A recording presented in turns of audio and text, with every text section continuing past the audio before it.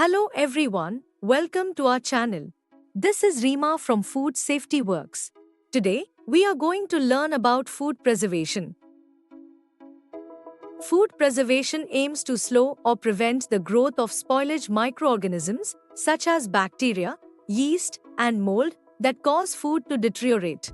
It also helps reduce fat oxidation, minimizing rancidity.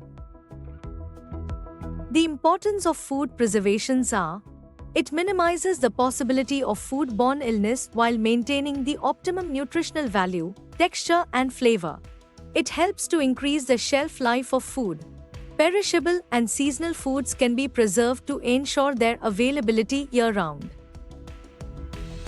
The different methods of preservation: freezing, drying or dehydration, canning or bottling, by using of sugar and salt, pickling, by means of heat-like pasteurization, irradiation, packaging, freezing of vegetable and fruits.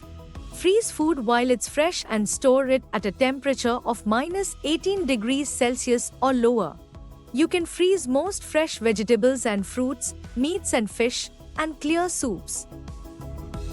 Drying is one of the oldest methods of food preservation, used to preserve various foods such as herbs, fruits, vegetables, and meat by removing moisture through natural sunlight. Lowering the moisture content in food limits microbial growth, preventing spoilage. Modern industrial drying techniques include bed dryers, fluidized bed dryers, freeze drying, shelf dryers, spray drying, and commercial food dehydrators. Canning is a preservation method where food is processed and sealed in airtight containers, like tin cans or glass jars. Heat is applied to destroy microorganisms within the sealed food. It's commonly used for high-acid foods, such as fruits and tomatoes. Preserving food with salt and sugar increases osmotic pressure, removing water from the food and making it unavailable for microbial growth. Sugar is used in syrup form to preserve fruits or in crystallized form when the food is cooked with sugar until it crystallizes, as in candied amla or ginger. Jellying preserves food by boiling fruit juice with sugar until it thickens and gels upon cooling. Fruits are commonly preserved as jellies, marmalades, or preserves with pectin, a natural gelling agent found in fruits like guava. Salting, or curing, involves adding salt at concentrations of 15–20%, which reduces water availability for microbial growth. This method is often used for meats and fish, drawing out moisture and slowing down microbial activity to preserve the food. Pickling preserves food through anaerobic fermentation, using oil, brine, or acids like vinegar or citric acid. Examples include lemon pickle and gherkins in brine solution. Various heat treatments, such as pasteurization and food irradiation, help eliminate pathogens and extend product shelf life. Pasteurization targets disease-causing bacteria and reduces overall bacterial counts. In products like milk, it is typically done at 72 degrees Celsius for 15 seconds. Irradiation involves exposing food and its packaging to ionizing radiation, like X-rays or gamma rays, to destroy pathogens.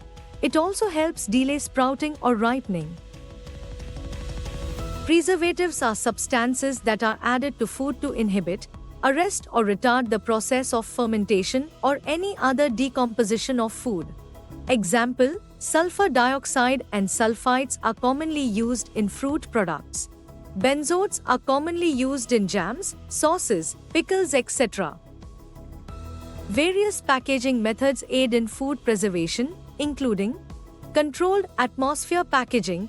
This method adjusts the internal atmosphere of a package by blending pure oxygen, carbon dioxide, and nitrogen.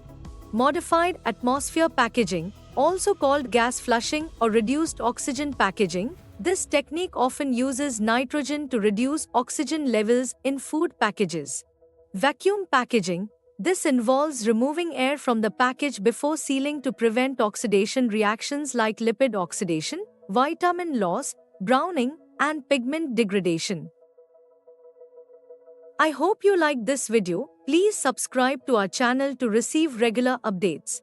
Please do like and share this with your friends if you found this useful.